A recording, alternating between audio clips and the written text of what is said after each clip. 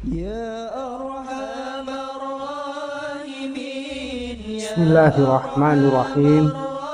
Assalamualaikum warahmatullahi wabarakatuh.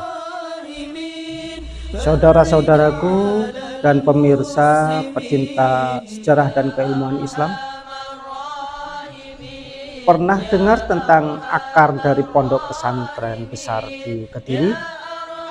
Nah, hari ini kita akan menelusuri jejak seorang ulama yang sangat dihormati, seorang ulama sepuh yang menjadi cikal bakal banyak keilmuan di tanah Kediri. Beliau adalah Hadratus Syekh Kiai Haji Sholeh Banjar Melati. Kiai Haji Sholeh Banjar Melati adalah pengasuh pondok pesantren tertua di Kediri, yaitu pesantren Banjar Melati di Mojoroto. Keistimewaan beliau bukan hanya pada usia pondoknya, tapi juga pada masa hidupnya yang sezaman dengan ulama-ulama besar Nusantara seperti Syekhuna Khalil Bangkalan dari Madura dan Syekh Nawawi Al-Bantani dari Banten. Bayangkan betapa luasnya jaringan keilmuan beliau di masa itu. Lebih dari itu, beliau juga memiliki garis keturunan yang mulia, langsung dari silsilah Syekh Abdullah Mursyad,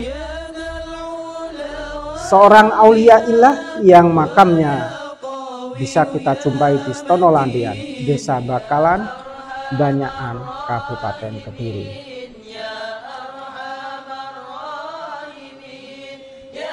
Yang menjadikan Kiai Haji Sholeh Banjar Melati begitu istimewa adalah bibit keilmuan yang beliau tanamkan di keluarga.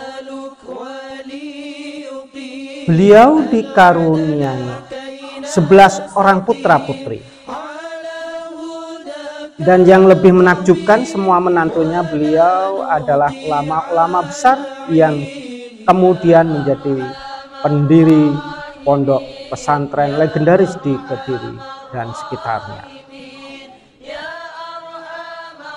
Putri yang pertama, Nyai Hasanah, menikah dengan Kiai Haji Muhammad Ma'ruf, pendiri pondok pesantren Kedunglo. Ada juga putri beliau, Nyai Artimah, yang menjadi istri dari Kiai Haji Muhammad Dahlan, pendiri pondok pesantren Jampes. Beliau ini adalah ayahanda dari ulama besar Syekh Ihsan Jampes dan Kiai Haji Marzuki Dahlan Lirboyo. Dan tak ketinggalan putri keenam, Bu Nyai Khadijah atau Nyai Delomroh, yang menikah dengan Al-Mahfurullah Kiai Haji Abdul Karim, atau yang lebih dikenal sebagai Mbah Mana, pendiri pondok pesantren Lirboyo, Mojoroto, Kota Kediri.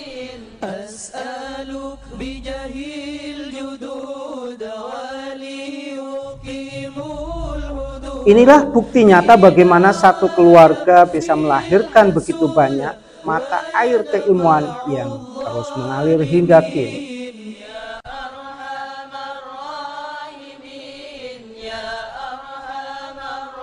Tidak hanya dari garis keturunan ulama, silsilah Kiai Haji Sholeh Banjar Melati juga menunjukkan keterkaitan beliau dengan tokoh-tokoh penting dalam sejarah Islam dan Jawa.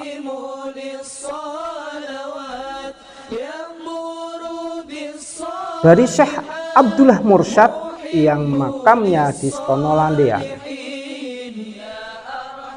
hingga ke Syekh Anom Besari yang merupakan ayahanda dari Syekh Muhammad Besari, pendiri pondok pesantren Tegal Sari, Ponorogo.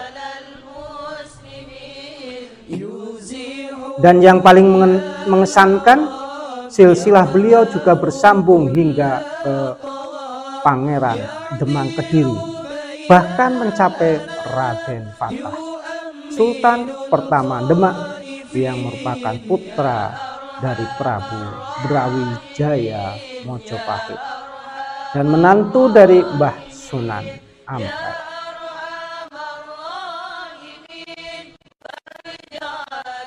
Sebuah silsilah yang menggambarkan perpaduan antara darah bangsawan, pewaris tahta, dan penyebar agama, sungguh luar biasa.